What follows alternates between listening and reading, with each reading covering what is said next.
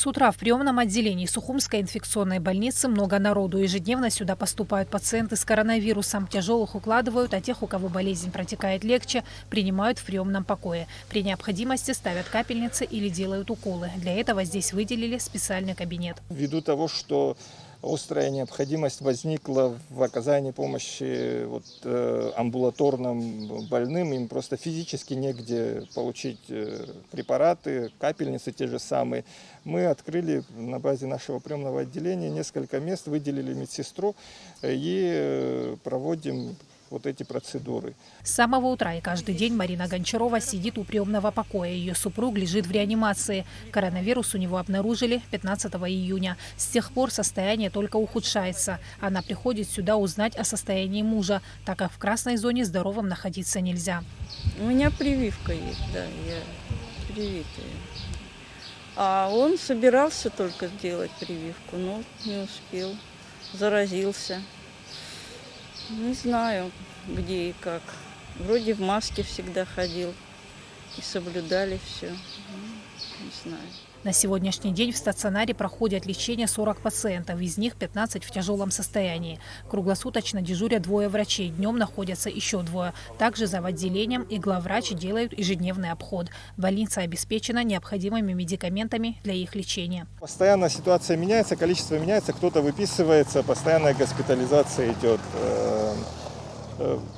Наша больница рассчитана на 44 человека. Соответственно, вы можете представить, что почти полная.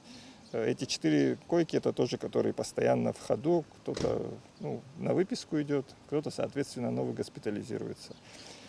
Из 40 человек ориентировочно примерно 15-16 человек – это в тяжелом состоянии, это относительно свежие больные, которые с поражением больших объемов легких. Количество заболевших ковидом с каждым днем увеличивается. Врачи отмечают, что течение болезни проходит тяжелее. Заведующий реанимационным отделением Сухумской инфекционной больницы Дамий Зантари отметил, что до нас дошли новые штаммы вируса, которые плохо поддаются лечению. Пациенты, которые к нам поступают в последнее время, у них течение болезни более агрессивное, более тяжелое. У нас появились подозрения, что в Абхазии начали появляться новые штаммы. Это примерно было 1,5 месяца назад.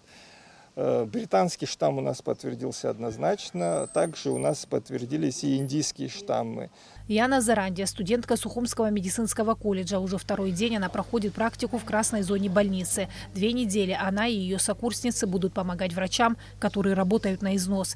Яна понимает, что работа здесь нелегкая и опасная. Тем не менее, пришла сюда предложить свою помощь. Мы занимаемся всем, чем можем, всем, чем, как говорится, помогаем, все, и убираем, если что-то надо, там можем поставить капельницы, уколы, все, что можно, все, что необходимо, каждая, любая абсолютно помощь. Даже элементарно то, что вынести мусор, подать воду больному, вот это все досконально начинаем, все делаем абсолютно. Население немного с опаской относится к вакцинированию. У каждого на то свои причины. Но медики убеждены, что улучшение эпидситуации не наступит, пока мы все не будем прививаться и соблюдать меры предосторожности. А есть ли необходимость в проведении теста антител? Наверное, это должен как-то решать человек для себя сам, потому что это не является противопоказанием для вакцинирования. Даже с антителами, с любым из титров можно вакцинироваться, однозначно ничего плохого с пациентом не будет. Врачи с сожалением говорят, что в последнее время увеличилось и количество зараженных детей. Медики в очередной раз убедительно просят не нарушать санитарные предписания. Ношение масок, мытье рук и соблюдение дистанции по-прежнему основные меры безопасности. Сима Аргун, Давид Хашик, Абхазское телевидение.